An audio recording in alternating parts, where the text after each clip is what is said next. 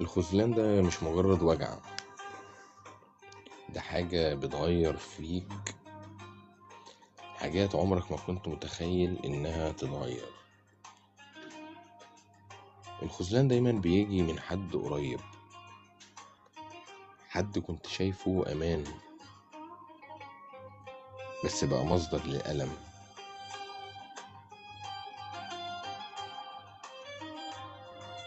عمرك ما هتتخذل من بعيد. الخذلان دايما ليه وش انت حافظه، الصوت مألوف عليك، ذكرى انت متمسك بيها. الخذلان مش بيجي مرة واحدة، ده بيبدأ بالتفاصيل الصغيرة اللي ما بتاخدش بالك منها. كلمة اتقالت ببرود، حضور بقى خفيف، اهتمام ناقص، ردود قصيرة،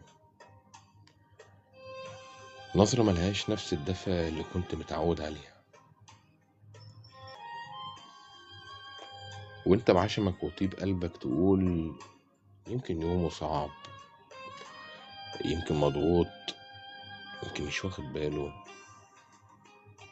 بس هو في الحقيقة كان واخد باله، بس مش فارق له زي الأول.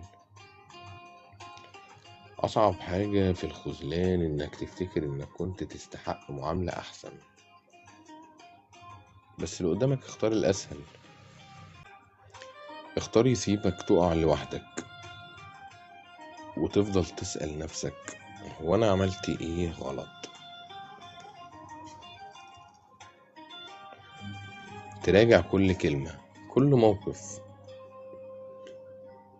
كل محاولة كنت بتقرب بيها، علشان تفهم ليه في لحظة بقى وجودك مش مهم. مبقاش يفكر حتى يسمعك أو يطمن عليك. الخذلان بيخسرك من جوه، كسر مش بيتشاف، كسر صامت، يتلمع بحكاياتك القديمة ويتخبى في ضحكتك اللي بقى فيها وجع،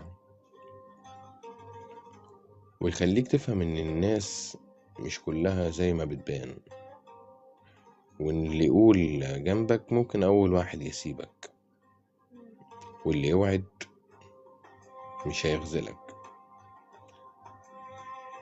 بس بيبقى هو سبب جرحك. واللي يوجع أكتر إنك كنت بتدافع عنه قدام الناس، تخلق له الأعذار وتبرر له الأخطاء وتسامح وتمشي الدنيا رغم إن قلبك بيصرخ. لكن في الآخر الحقيقة بتطلع قدامك زي الشمس، اللي عايزك بيحارب علشانك، واللي ما بيحاربش كان بايع من البداية. الخذلان بيعلمك قيمة نفسك، وبيقولك ما تديش قلبك لحد نصه مشغول ولا نصه مشغول بحد تاني. يعلمك ان العشم الزيادة بيكسر، وان السكوت عن اللي بيوجعك بيخليه يتكرر. يعلمك انك لازم تبقى واقف لنفسك قبل ما تكون سند لحد. بعد الخذلان الحقيقي بتتغير، بتعرف تحب نفسك اكتر وتهتم بيها اكتر، وتحط حدود واضحة وتقول لأ من غير خوف. تبقى فاهم ان مش كل حد هيدخل حياتك يستاهل يقعد فيها، ومش كل حد بيبتسم في وشك بيبقى شايلك الخير. الخذلان مش النهاية، ده بداية حقيقية، بداية انك تشوف انك تستاهل مين ومين ما كانش ليك من الاول. بداية انك تفهم ان ربنا بيشيل من طريقك ناس لو كانوا فضلوا كانوا هيكسروا اكتر فيك.